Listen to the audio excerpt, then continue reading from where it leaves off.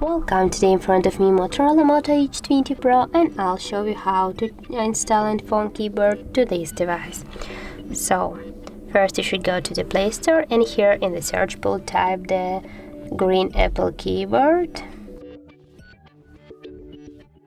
Now we have to get this application, so tap to install and wait a few seconds while application installing on your device.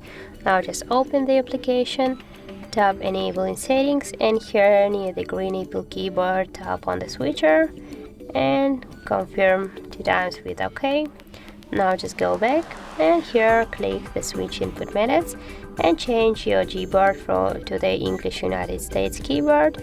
As can you see, it's finished.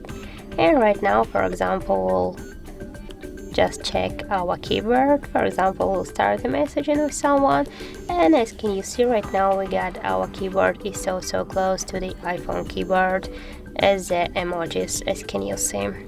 So that's how it looks. If you found this video helpful, leave a like, comment and subscribe our channel.